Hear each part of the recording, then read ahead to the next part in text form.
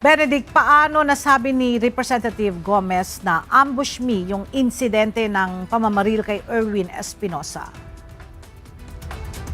Magandang tanghali, Ella. Base nga sa inilabas na pahayag ni Leyte 4th District Representative Richard Gomez, ay scripted umano yung nangyaring ambush me sa pamamaril kay Albuera Mayoral Candidate Kerwin Espinosa.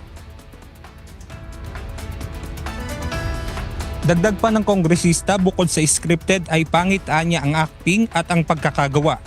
Ayon pa kay Gomez, hindi rin anya dapat paniwalaan si Kerwin Espinosa dahil sa wala itong kredibilidad at isa pa anyang self-confessed drug lord at wala rin umanong magagawang mabuti sa mga tao.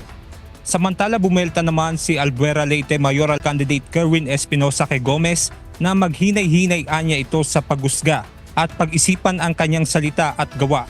Dagdag pa ni Espinosa na alam niya ng kanilang mga kababayan kung sino sa kanilang dalawa ang may record umano ng pang-aabuso at kung sino ang mas nakikipagkapwa-tao.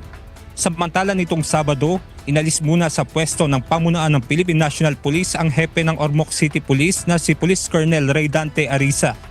Ito'y bunsod ng pagkakahuli sa 7 tauhan ng Ormoc City Police matapos ang hot pursuit operation sa nangyaring pamamaril kay Espinosa habang nangangampanya ito.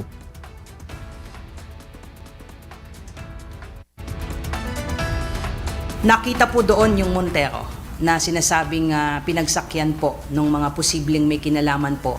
At yun po ngayon yung iniimbestigahan po natin at tinitignan natin yung posibleng kinalaman po nitong 7 pulis po.